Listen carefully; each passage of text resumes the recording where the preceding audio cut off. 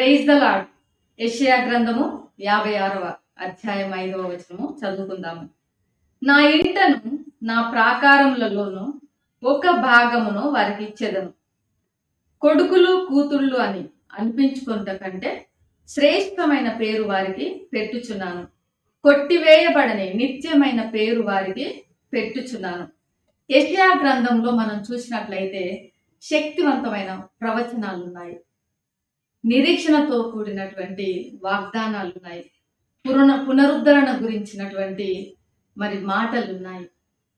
యెషయా ప్రవక్త ఎంతో గొప్ప ప్రవక్త.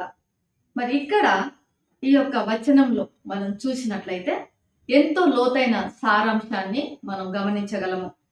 నా ఇంటను నా ప్రాకారములలోను ఒక భాగమును వారికి ఇచ్చేదను అంటున్నాడు. తర్వాత ఆ ఇల్లు ప్రాకారము అన్నప్పుడు దేవుడు ప్రజలకు అందించే భద్రత, రక్షణకు సూచనగా చూస్తున్నాము.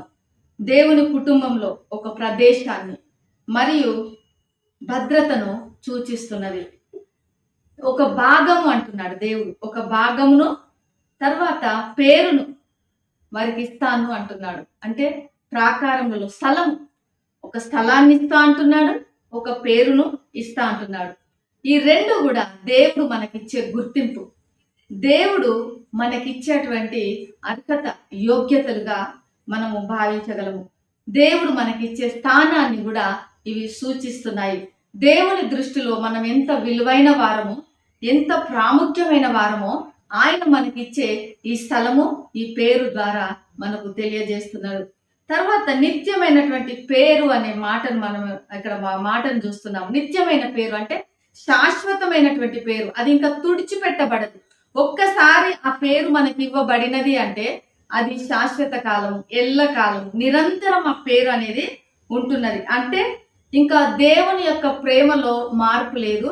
ఆ మార్పు లేనటువంటి ఆ పేరు కూడా మనకి ఇస్తున్నాడు. గుర్తింపు, ఒక గొప్ప గుర్తింపును దేవుడు మనకు ఇస్తున్నాడు. అది ఎలాంటి గుర్తింపు అంటే మన జీవితాలకు ఎంతో సురక్షితమైనటువంటిది.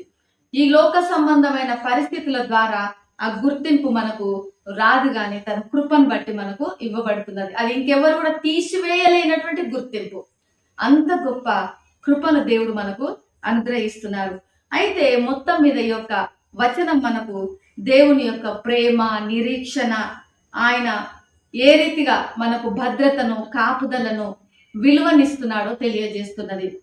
ఈ యొక్క సందర్భంలో యేసు ప్రభువుల వారు కూడా ఆయన యందు విశ్వాసం ఉంచినటువంటి విశ్వాసులందరికీ కూడా పరలోక రాజ్య వారసత్వం ఆయన ఇస్తున్నారు. ఆయన యొక్క విమోచన కార్యం ద్వారా విడుదల పొందినటువంటి మనమందరికీ కూడా, ఆయనను అంగీకరించినటువంటి మనందరికీ కూడా దేవుని పిల్లలవుటకు ఆయన యొక్క కుటుంబంలో మనల్ని చేర్చుకున్నాడు. ఆయన పిల్లలు అనేటువంటి అధికారమును మనకు ఇచ్చినాడు. ఈ యొక్క సందర్భాన్ని చూసినట్లయితే ఎవరికి ఇస్తున్నాడు ఇవన్నీ? ఈ సందర్భంను మనం చూస్తే, గమనించినట్లయితే ఇది ప్రత్యేకంగా బయటి వారిగా లేదా సమాజంలో అట్టడుగున ఉన్నటువంటి, జీవిస్తున్నటువంటి, పరిగణించబడుతున్నటువంటి ఆ ప్రజల కొరకు ఈ యొక్క వాక్యంను మనము చూస్తున్నాము. అంటే సందర్భంలో యెషయా ప్రవక్త షండులను ప్రస్తావించాడు ఈ యొక్క వాక్య సందర్భంలో. ఈ షండులు ఎవరు అంటే ఆ కాలంలో బయటి వారిగా లేదా సమాజంలో అట్టడుగు వర్గమునకు చెందిన వారుగా వాళ్ళు పరిగణించబడ్డారు. అయితే అలాంటి వారిని కూడా దేవుడు చేర్చుకునే దేవుడుగా, వారికి కూడా సమాజంలో ఒక ప్రత్యేకమైన స్థానమును ఇచ్చే దేవుడుగా యొక్క వాగ్దానం ఇవ్వబడుచున్నది. ఈ వచనము దేవుని యొక్క ప్రేమను తెలియజేయుచున్నది. ఇతరులు వారిని తిరస్కరించవచ్చు, ఇతరులు వారిని స్వీకరించకపోవచ్చు, కానీ దేవుడు వారిని స్వీకరిస్తున్నాడు, అంగీకరిస్తున్నాడు. వారికి శాశ్వతమైనటువంటి పేరునిస్తున్నాడు. వారిని కుమారులు, కుమార్తెలుగా ఆయన పిలుస్తున్నాడు. ఈ వచనము వాగ్దానంతోనే ప్రారంభమైంది. నా ఇంటను నా ప్రాకారములలో మీకు ఒక భాగాన్ని ఇస్తా అంటున్నాడు. అంత గొప్ప ఆధిక్యత వారికి దేవుడు అనుగ్రహిస్తున్నాడు. దేవుని అంగీకారము, దేవుని యొక్క ఆశీర్వాదము, మానవుల యొక్క మరి ప్రమాణాల మీద, సాంఘిక సంబంధమైన, సామాజిక సంబంధమైన నిబంధనల పైన ఆధారపడి ఉండదు. కేవలం తన కృప, తన ప్రేమ, తన దయ మీద మాత్రమే అవి ఆధారపడి ఉన్నది. ఇక్కడ దేవుని మరి యొక్క కృపను బట్టి మరి వీరికి ఎంతో ఆధిక్యతను దేవుడు ఆపాదిస్తున్నాడు. మనం కూడా ఒకప్పుడు మరి తిరస్కరించబడినటువంటి పరిస్థితిని ఎదుర్కొన్న వాళ్ళమే. ఒకప్పుడు మనము మరి అణచబడినటువంటి పరిస్థితిని, అట్టడుగు పరిస్థితిని మనము ఎదుర్కొన్నటువంటి వారమే. కానీ యేసయ్య మనలను, మన దీన స్థితిని చూసి మనల్ని లేవనెత్తాడు.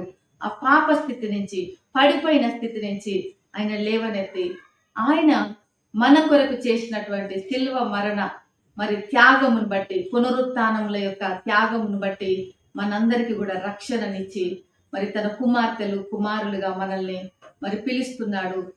ఆయన కుటుంబంలో మనకు అధికారం ఇచ్చాడు, నిత్య రాజ్య వారసత్వాన్ని ఇచ్చాడు. ఎప్పుడు కూడా తుడిచిపెట్టబడని నిత్య పేరును మనకిస్తున్నాడు. మరి ఇంత గొప్ప ఆధిక్యత మరి మనము పొందుకుంటున్నాము. కాబట్టి ఈ ఉదయకాల సమయంలో దేవుని రాజ్యంలో మనకు నిత్యమైన నిరీక్షణ అనేది మనకున్నది. ఒక మంచి స్థలము, ఒక మంచి పేరు ఆయన మనకు కూడా ఇస్తున్నారు. మరి మనము ఆయన పిల్లలంగా ఆ నిరీక్షణతో మనము ముందుకు సాగిపోదాము. ప్రార్థన చేసుకుందాము. ప్రేమ నమ్మకం కలిగిన పరలోకపు తండ్రి, నీకు వందనాలు. ఈ ఉదయకాల సమయంలో ప్రభా, మరి మా యొక్క జీవితాలలో తండ్రి, ఎవరు జాలి పడకపోయినను, మా స్థితి చూసి ఎవరు మా పైన కరుణ చూపకపోయినను, నీవు మా స్థితిని చూసావు, జాలి పడ్డావు. నీ యొక్క మరి ప్రభా శిలువ త్యాగమును బట్టి మమ్మల్ని ప్రేమించావు. నీ రాజ్యంలో నిత్య రాజ్య వారసత్వం మాకు అనుగ్రహించావు. మరి ఇట్టి నిరీక్షణను బట్టి నీకు వందనాలు. నీవిస్తున్న కొత్త పేరును బట్టి నీకు వందనాలు. నీకు స్తోత్రములు చెల్లించి యేసు నామములో ప్రార్థిస్తున్నాము తండ్రి. ఆమేన్. దేవుడు మిమ్మల్ని దీవించును గాక.